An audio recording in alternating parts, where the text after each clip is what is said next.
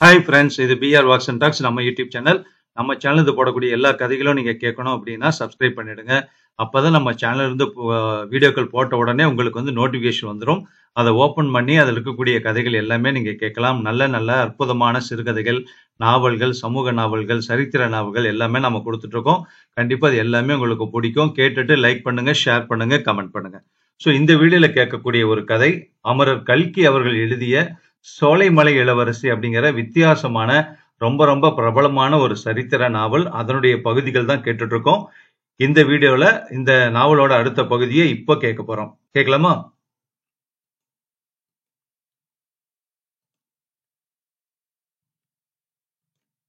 பகுதி 2, அத்தியாயம் 4.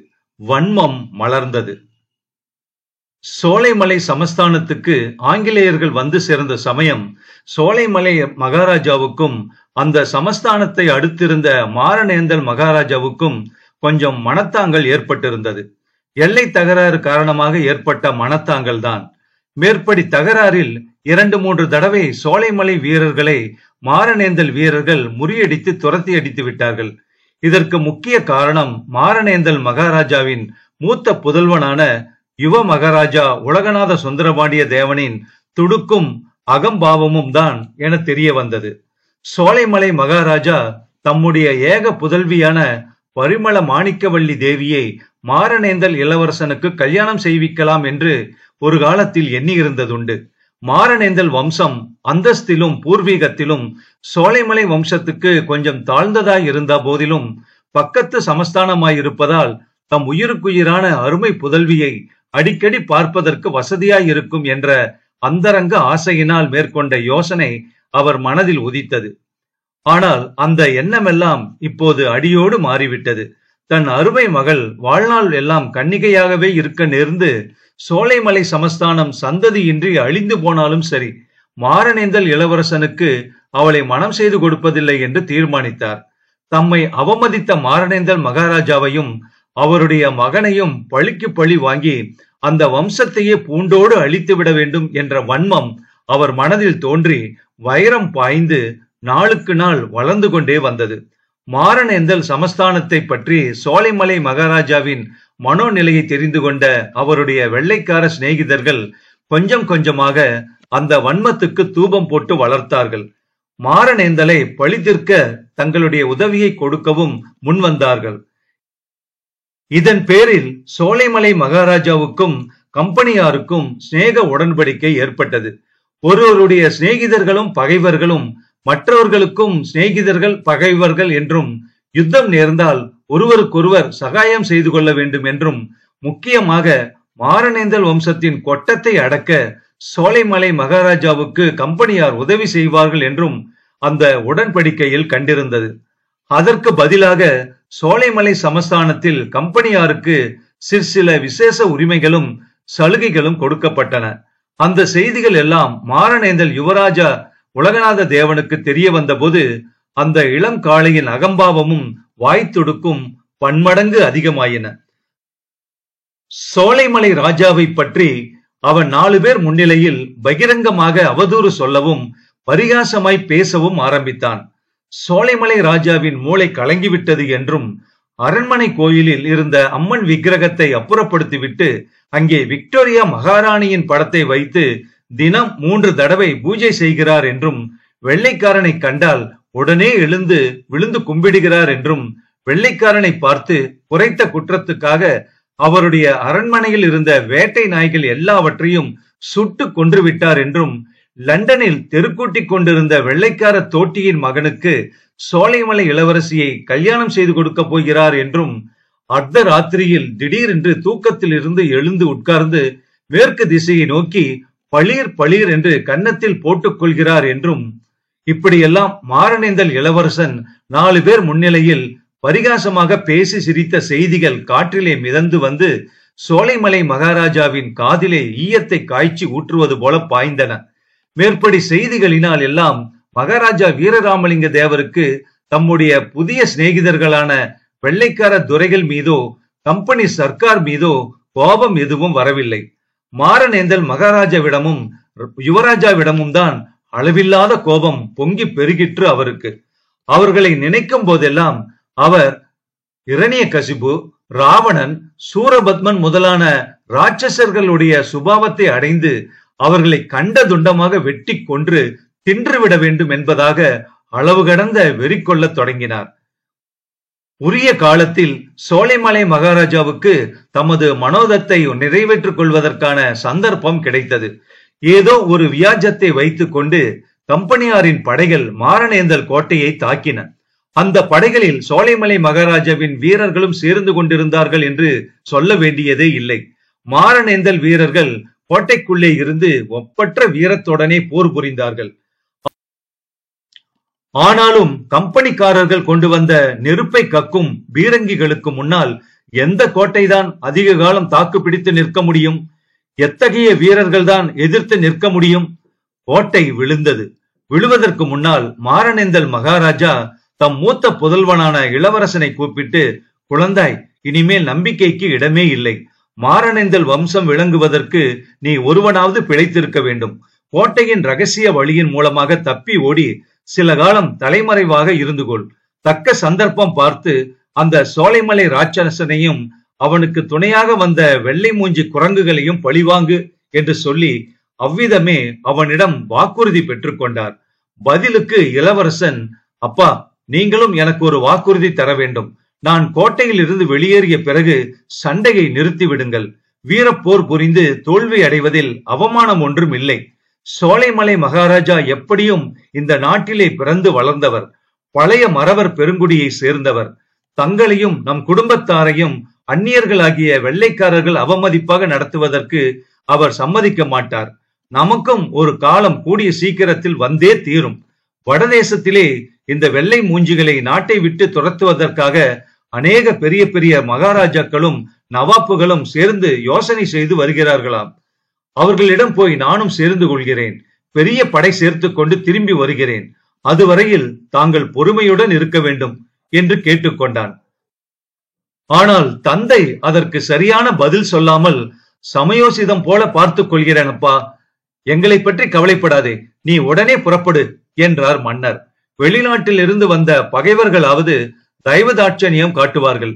உள்ளூர் பகைவர்களிடம் சிறிதும் கருணையை எதிர்பார்க்க முடியாது என்னும் உண்மையை வயது முதிர்ந்த மாரணேந்தல் மகாராஜா அறிந்திருந்தார். ஆனால் அந்த சமயம் அதை பற்றி தம் குமாரனிடம் வாக்குவாதம் செய்ய அவர் விரும்பவில்லை. மாரணேந்தல் இளவரசன் கோட்டையின் ரகசிய வழியாக அன்று இரவே வெளியேறினான். கோட்டையில் இருந்து 2 காத தூரத்தில் இருந்த மேற்கு மலை தொடரை அடைந்து அங்குள்ள காடுகளில் சில காலம் ஒளிந்திருக்கலாம் என்ற எண்ணத்துடன் விரைந்து சென்றான். ஆனால் பொழுது புலரும் சமயத்தில் எதிர்புறத்தில் இருந்து மாரணேந்தல் முற்றுகையில் சேர்ந்து கொள்வதற்காக வந்த கம்பெனி படை வீரர்களில் ஒருவன் சாலையோரமாக ஒளிந்து சென்ற இளவரசனை பார்த்து விட்டான். யுத்தகால தர்மப்படை, யாரடா அங்க போகிறவன் என்று கேட்டான். அவனுக்கு மறுமொழி சொல்லாமல் இளவரசன் காட்டிலே புகுந்து ஓடினான். கம்பெனி வீரர்களின் சந்தேகம் அதிகமாயிற்று. படைத்தலைவன் அவனை துரத்தி பிடித்துக் கொண்டு வரும்படி 6 வீரர்களை நிறுத்திவிட்டு மற்றவர்களுடன் மேலே சென்றான். தன்னை தொடர்ந்து 6 வீரர்கள் தான் வருகிறார்கள் என்பது இளவரசனுக்கு தெரியாது. தான் மாரணேந்தல் இளவரசன் என்பதை தெரிந்து கொண்டு ஒரு பெரிய படை தன்னை தொடர்ந்து வருவதாகவே அவன் நினைத்தான். அவர்களிடம் எப்படியும் அகப்படக்கூடாது என்று மனதை உறுதி செய்து கொண்டு அடர்ந்த காடுகளில் புகுந்து ஓடினான்.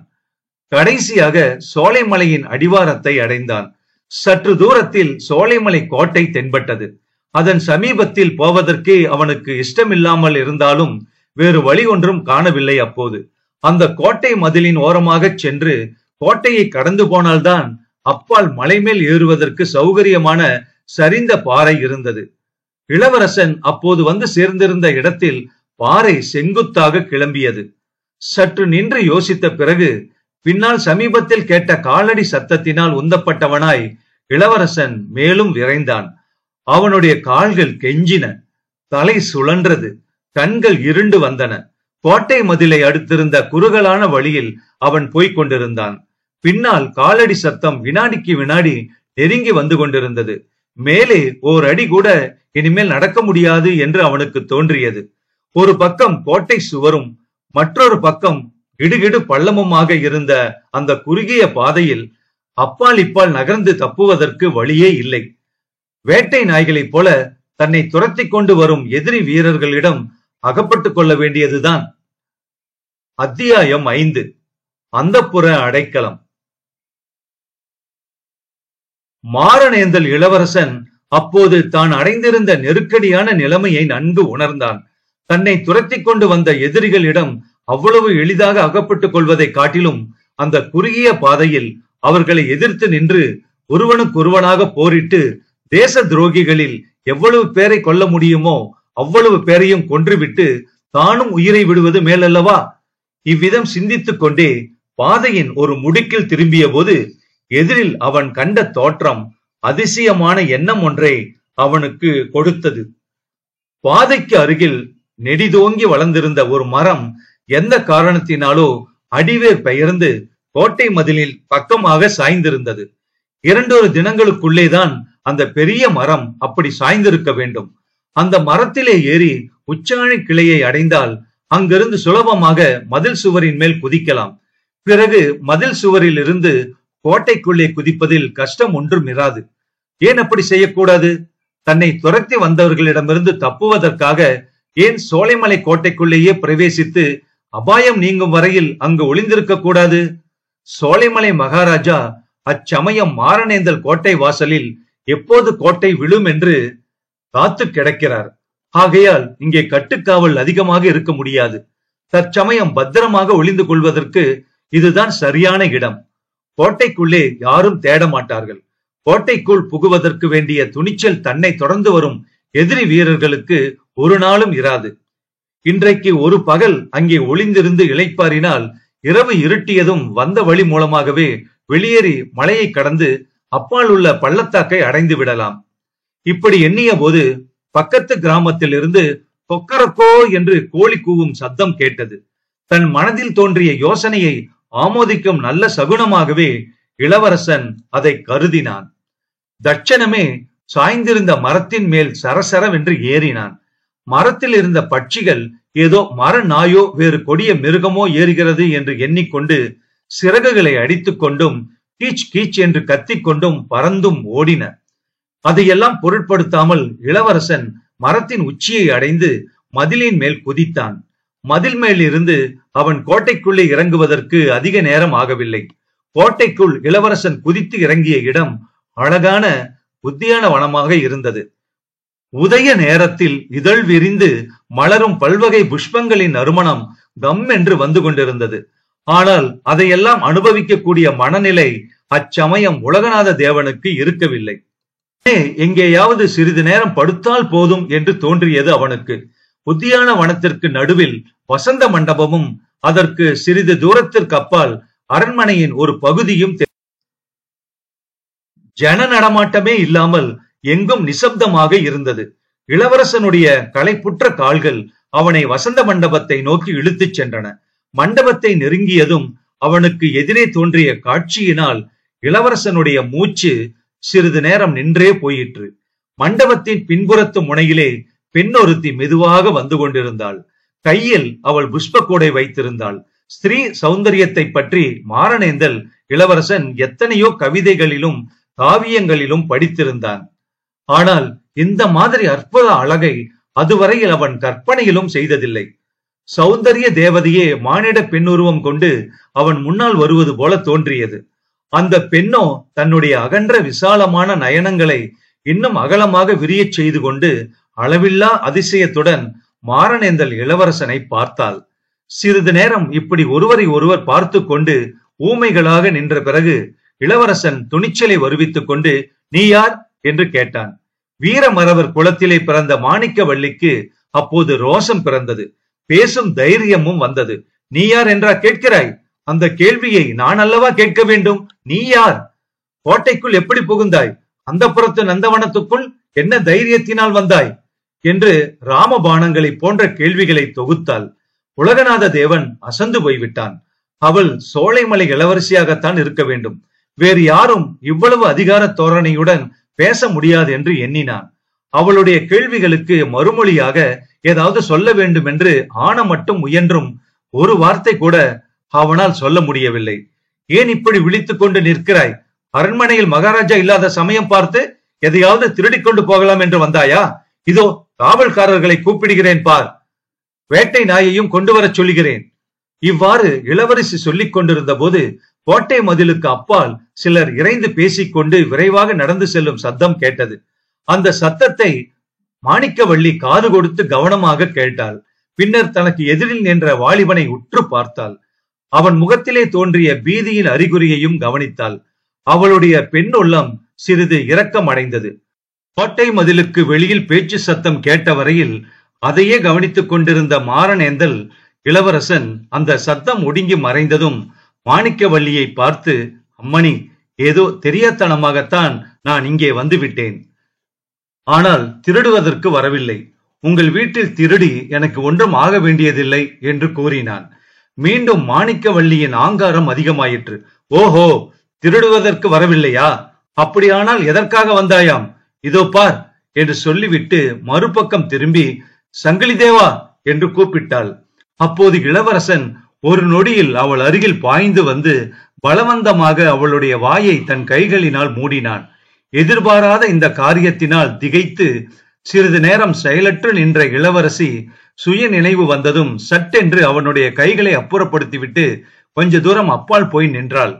அவனை பார்வையினாலேயே எரித்து விடுபவள் போல ஏறிட்டு பார்த்து, என்ன துணிச்சல் உனக்கு என்று கேட்டாள்.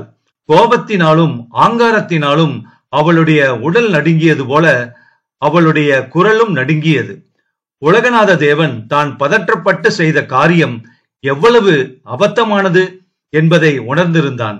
எனவே முன்னை காட்டிலும் பணிவுடன் இரக்கம் ததும்பிய குரலில், அம்மணி, உன்னை மன்றாடி கேட்டுக்கொள்கிறேன், மன்னிக்க வேண்டும். என்னை தொடர்ந்து வரும் எதிரிகளிடம் அகப்படாமல் தப்புவதற்காக இங்கே வந்தேன். என்னை அவர்களிடம் காட்டி கொடுத்து விடாதே. அடைக்கலம் என்று வந்தவர்களை காட்டி கொடுப்பது தர்மமா? சோலைமலை ராஜகுமாரிக்கு அழகாகுமா இது என்றான். இந்த வார்த்தைகள் மாணிக்கவள்ளியின் உள்ள கடலில் பெரும் கொந்தளிப்பை உண்டாக்கின. ஒரு பக்கம் ஆங்காரமும் இன்னொரு பக்கம் ஆனந்தமும் பொங்கி வந்தன. ஆஹா, என்னை இன்னார் என்று தெரிந்துமா இப்படி செய்தாய்? உன்னை என்ன செய்கிறேன் பார் என்று அவள் கொதிப்புடன் கூறினாள். என்றாலும் குரலில் முன்னை போல அவ்வளவு கடுமை தொனிக்கவில்லை. நீ என்னை என்ன செய்தாலும் சரிதான். உன் கையால் பெறுகிற தண்டனையை பெரிய பாக்கியமாக கருதுவேன். ஆனால் என் பகைவர்களிடம் மட்டும் என்னை காட்டி கொடுக்க வேண்டாம். அப்படி செய்தால் அப்புறம் என் ஆயுள் உள்ள வரைக்கும் வருத்தப்படுவாய் என்றான் இளவரசன். மாணிக்கவள்ளி மேலும் சாந்தமடைந்து, இவ்வளவெல்லாம் கருப்பங்கட்டி போல இனிக்க இனிக்க பேசுகிறாய். ஆனால் நீ யார் என்று மட்டும் இன்னும் சொல்லவில்லை பார் என்றாள். நான் யாராயிருந்தால் என்ன? தற்சமயம் ஓர் அனாதை, திக்கற்றவன், சேலை உடுத்திய பெண்ணிடம் வந்து அடைக்கலம் கேட்பவன். இச்சமயம் எனக்கு அடைக்கலம் கொடுத்தால் என்று என்றைக்கும் நன்றி மறவாமல் உன்னை நினைத்துக் கொண்டிருப்பேன் என்றான். மாரணேந்தல் மகாராஜாவின் மகனாக பிறந்துவிட்டு இப்படியெல்லாம் கெஞ்சுவதற்கு வெட்கமாக இல்லையா என்று மாணிக்கவள்ளி கேட்டபோது மாரணேந்தல் இளவரசனுக்கு தூக்கி வாரி போட்டது என்றால் அது மிகவும் குறைத்து சொன்னதே ஆகும். பிறகு பெருமுயற்சி செய்து, என்னை எப்படி உனக்கு தெரியும் என்று கேட்டான். ஏன் தெரியாது? நன்றாக தெரியும். உன்னை போன்ற படம் ஒன்று எங்கள் அரண்மனையில் இருந்தது. இருந்தது என்றால் இப்போது இல்லையா? இப்போது இல்லை. 6 மாதத்திற்கு முன் ஒரு நாள் அதை அப்பா சுக்கு நூறாக கிழித்து போட்டு காலால் மிதி மிதி என்று மிதித்தார். அப்பா, ஏன் இப்படி செய்கிறீர்கள் என்று நான் கேட்டேன். அதற்கு பதிலாக அவர், மாரணேந்தல் இளவரசனாகிய நீ ஒரு நாள் அவர் கையில் சிக்கிக் கொள்வாய் என்றும் அப்போது 12 வேட்டை நாய்களை உன்மேல் சேர்ந்தார் போல ஏவிவிட போவதாகவும் அவர் சொன்னார். இதை கேட்ட இளவரசனுக்கு உடம்பெல்லாம் சிலிர்த்தது. அம்மம்மா, எவ்வளவு கொடுமையான மனிதர் என்றான். அப்பா ஒன்றும் கொடுமையான மனிதர் அல்ல. நீ மட்டும் அவரை பற்றி அப்படியெல்லாம் பரிகாசம் செய்து பேசலாமா? அதை நினைத்து பார்த்தால் எனக்கே உன் பேரில் 12 வேட்டை நாய்களை ஏவி விடலாம் என்று தோன்றுகிறது. அம்மணி, உன் தகப்பனாரை பற்றி நான் சில சமயம் பரிகாசமாக பேசியது உண்மைதான். ஆனால் அதெல்லாம் அவர் அந்நியர்களாகிய வெள்ளைக்காரர்களுக்கு இடம் கொடுத்து தேசத்தை காட்டி கொடுக்கிறாரே என்ற வருத்தத்தினாலேதான். அவர் மட்டும் வெள்ளைக்காரர்களை சோலைமலை சமஸ்தானத்திலிருந்து விரட்டி அடித்துவிட்டு முன்போல சுதந்திரமாக இருக்கட்டும். நான் அவருடைய காலில் விழுந்து அவரை பற்றி கேலி பேசியதற்கெல்லாம் 1000 தடவை மன்னிப்பு கேட்டுக்கொள்கிறேன். வெள்ளைக்காரர்கள் மீது உனக்கு ஏன் இவ்வளவு ஆத்திரம்? உன்னை என்ன செய்தார்கள்? வெள்ளைக்கார ஜாதியார் எவ்வளவு நல்லவர்கள் என்றும் கெட்டிக்காரர்கள் என்றும் அப்பா சொல்லுகிறார். நான் கூட அவர்களை 4-5 தடவை பார்த்திருக்கிறேன். ரொம்ப நல்லவர்களாய்த்தான் தோன்றினார்கள். எவ்வளவுதான் நல்லவர்களாய் இருக்கட்டுமே, அதற்காக நம் தேசத்தையும் ஜனங்களையும் அந்நியர்களிடம் ஒப்படைத்து அவர்களுக்கு அடிமையாக்கி விடுவதா? வெள்ளைக்காரர்கள் நல்லவர்களாக இருப்பதெல்லாம் வெறும் நடிப்பு.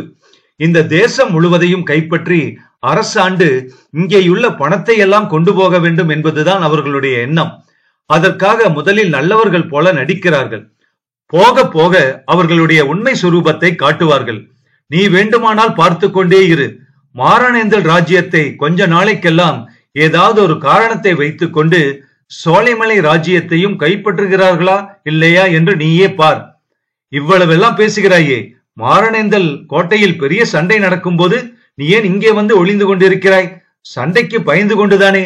மறவர் குலத்தில் பிறந்த வீரன் இப்படி சண்டைக்கு பயந்து கொண்டு ஓடலாமா? அம்மணி, நீ சொல்வது உண்மைதான். ஆனால் என்னுடைய சொந்த விருப்பத்தினால் நான் ஓடி வரவில்லை. சண்டைக்கு பயந்து கொண்டும் ஓடி வரவில்லை. என் தந்தையின் விருப்பத்தை தட்ட முடியாமல் வெளியேறி வந்தேன். உனக்கும் எனக்கும், உன்னுடைய வம்சத்துக்கும் என்னுடைய வம்சத்துக்கும், இந்த பாரத தேசத்துக்குமே விரோதிகளான அந்நியர்களை எப்படியாவது விரட்டுவதற்கு வழி தேடுவதற்காகவே வந்தேன். அதற்காகத்தான் உன்னிடம் அடைக்கலம் கேட்கிறேன். அதற்காகவே எதிரிகளிடம் என்னை காட்டிக் கொடுக்க வேண்டாம் என்று உன்னை கெஞ்சி கேட்டுக்கொள்கிறேன் என்று மாரணேந்தல் இளவரசன் உணர்ச்சி ததும்ப பேசினான்.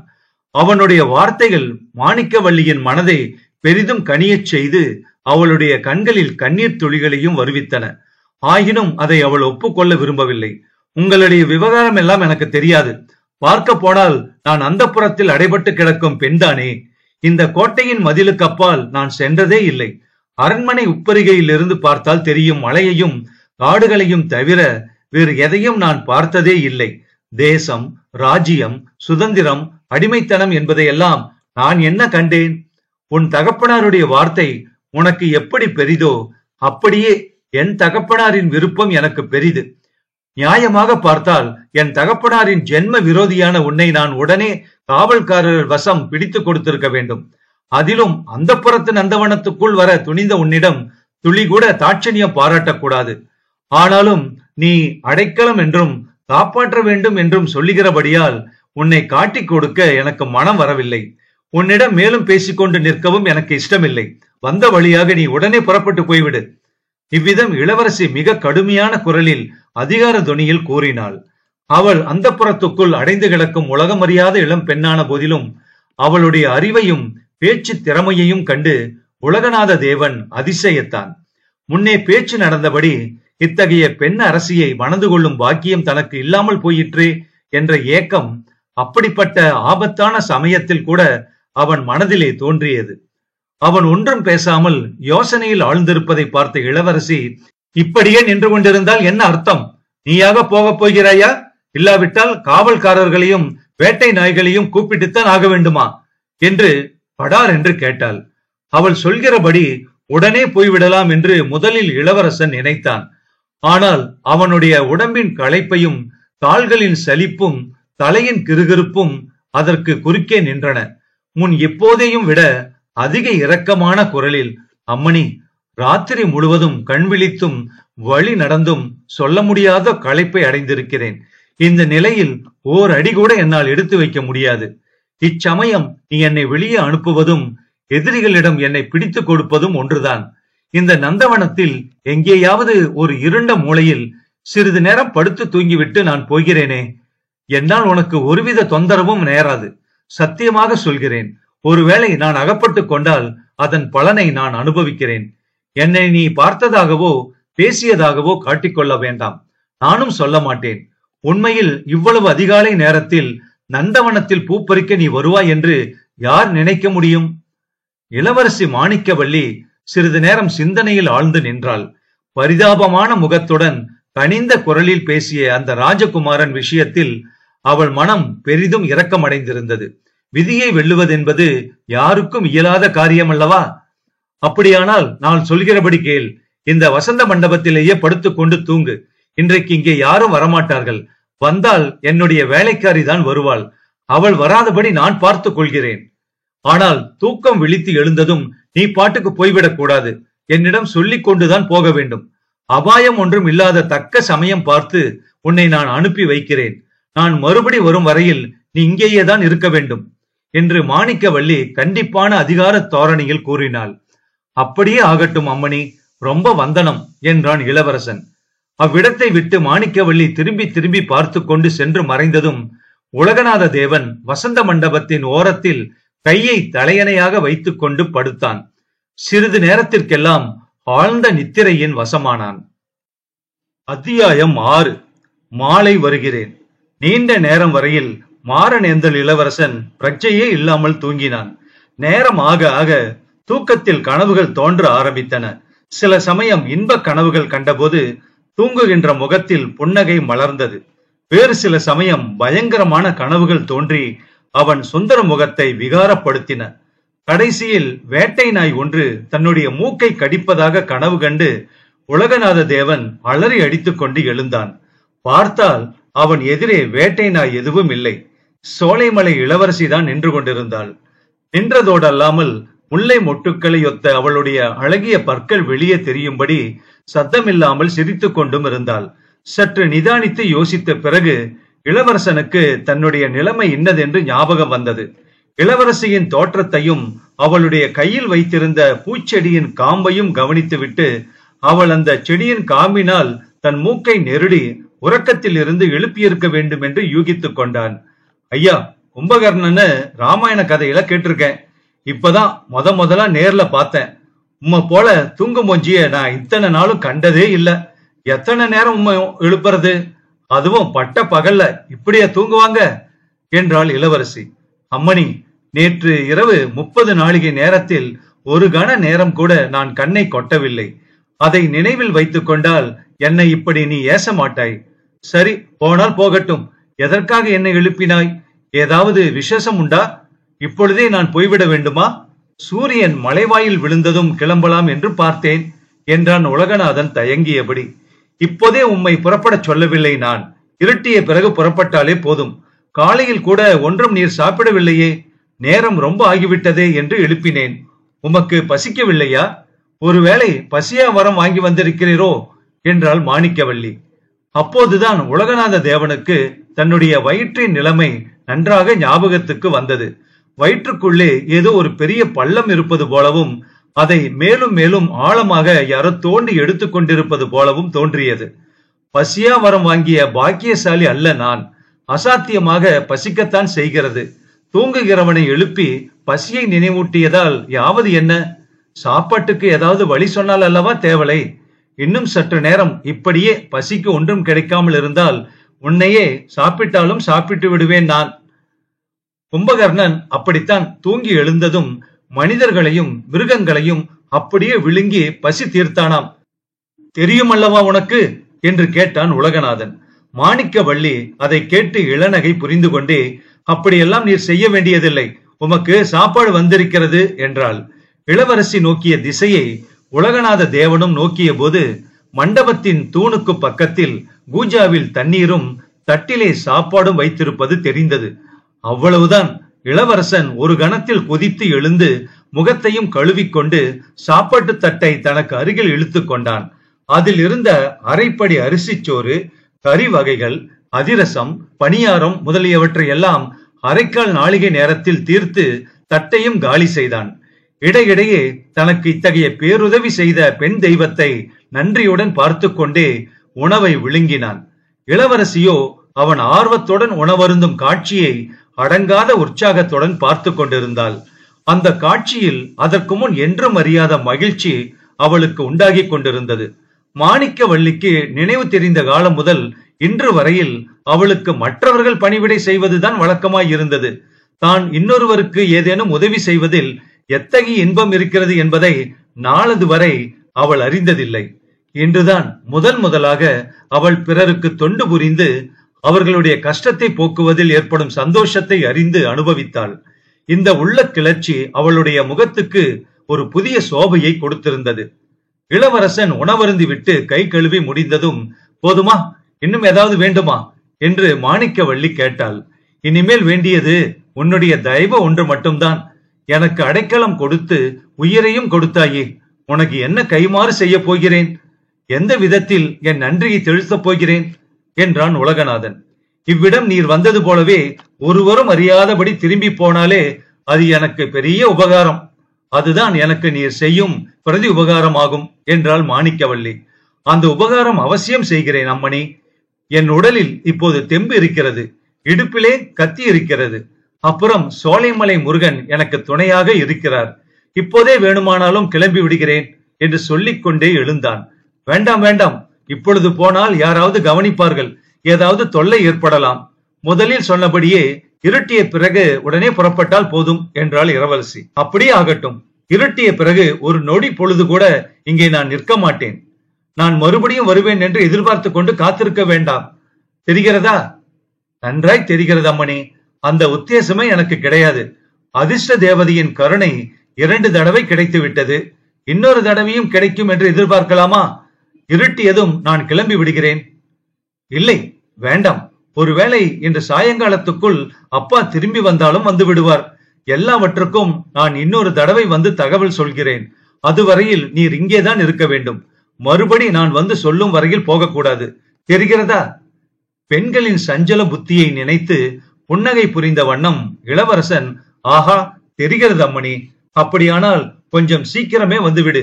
இன்றைக்கு இரவு 4 நாளிகைக்கு சந்திரன் உதயமாகும்.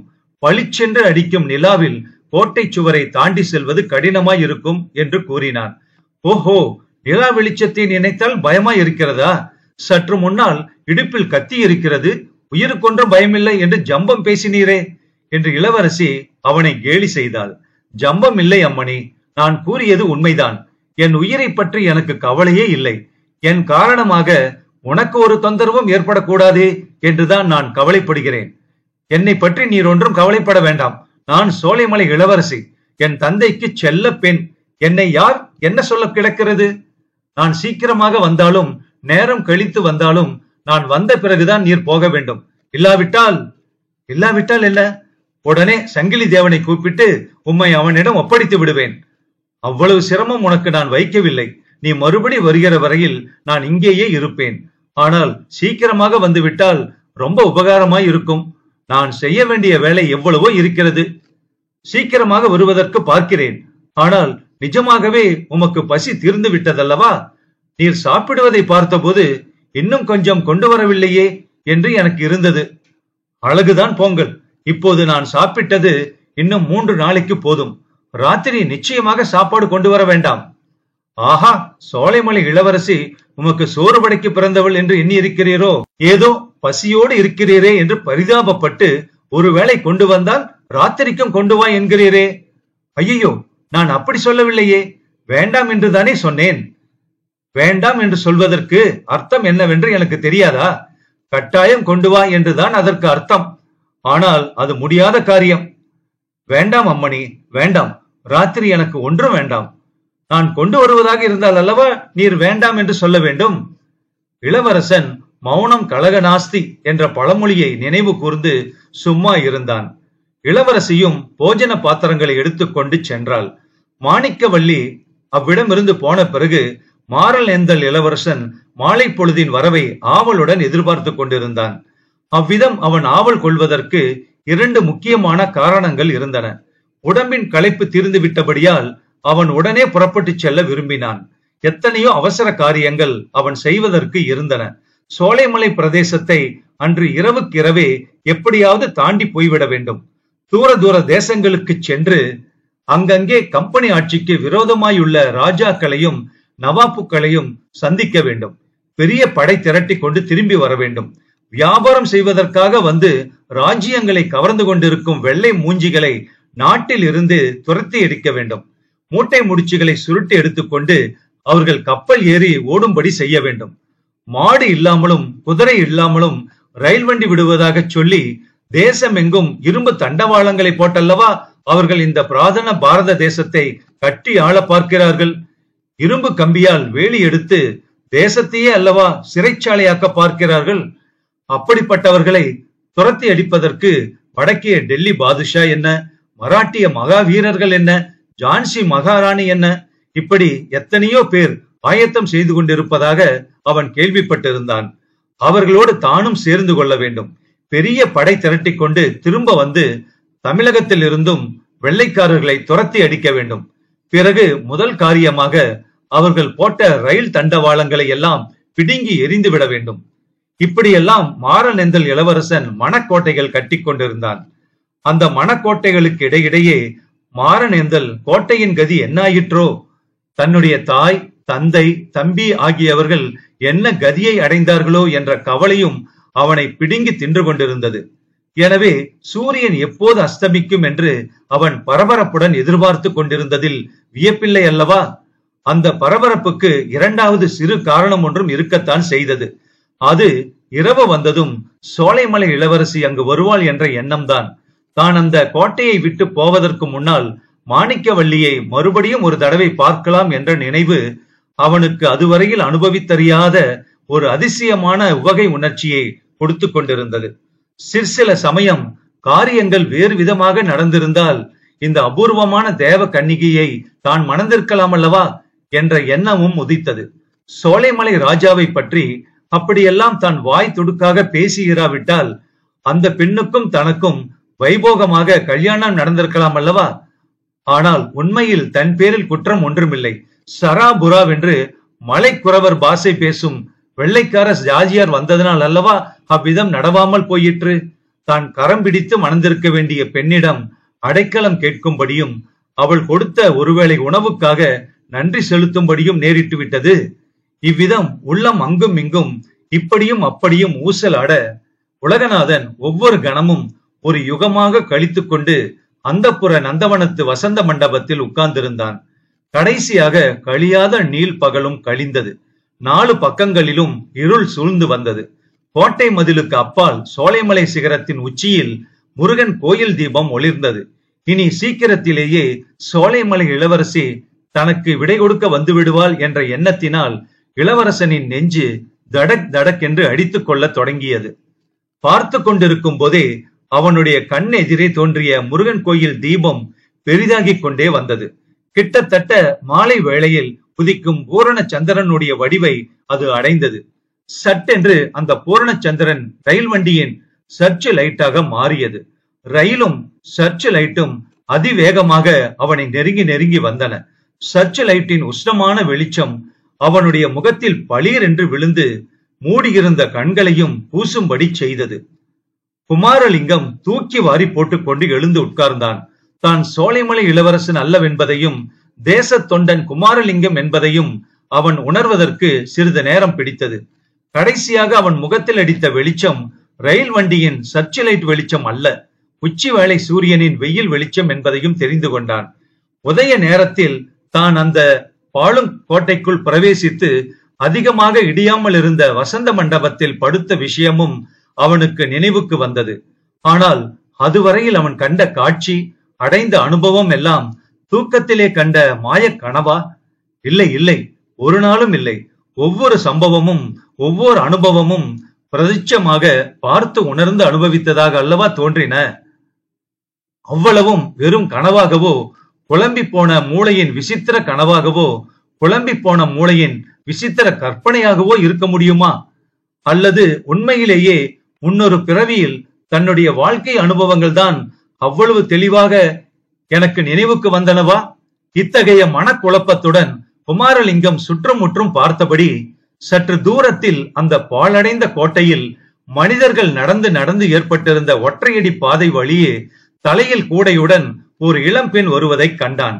அந்த காட்சி அவனுடைய நெஞ்சின் ஆழத்தில் மகிழ்ச்சியையும் அடி வயிற்றில் திகிலையும் உண்டாக்கியது. எக்காரணத்தினாலோ மகிழ்ச்சியை காட்டிலும் திகில் அதிகமாக இருந்தது. தன்னுடைய நிலைமையும் ஞாபகத்துக்கு வந்தது அவனுக்கு. அதே நேரத்தில் பிரிட்டிஷ் அதிகார வர்க்கத்தின் ஒற்றர்கள் தன்னை நாலா பக்கத்திலும் தேடிக்கொண்டிருப்பார்கள். இச்சமயம் தான் அந்த பாழும் கோட்டையில் உட்கார்ந்திருப்பதை பார்த்தால் அந்த பெண் ஏதாவது கேட்கக்கூடும். தான் ஏதாவது பதில் சொல்ல வேண்டியிருக்கும். அதனால் என்ன விளையுமோ என்னவோ. அவள் கண்ணில் படாமல் மறைந்து கொள்வதற்கும் அப்போது நேரம் இல்லை. பின்னே வேறு என்ன செய்யலாம் யோசித்தான். மறுபடியும் அங்கேயே படுத்து தூங்குவது போல பாசாங்கு செய்வதுதான் சரி. அந்த பெண் தான் தூங்குவதை பார்த்துவிட்டு பேசாமல் தன் வழியே போய்விடுவாள். பிறகு எழுந்து மேலே தான் செய்ய வேண்டியது என்னவென்பதை பற்றி தீர்மானித்துக் கொள்ளலாம். இவ்விதம் முடிவு செய்து கொண்டு குமாரலிங்கம் மறுபடியும் அந்த பழைய வசந்த மண்டபத்தின் குறட்டில் படுத்தான். 2 கண்களையும் இறுக மூடிக்கொண்டான். இந்த நாவலோட தொடர்ச்சியை அடுத்த பகுதியில கேட்கலாம்.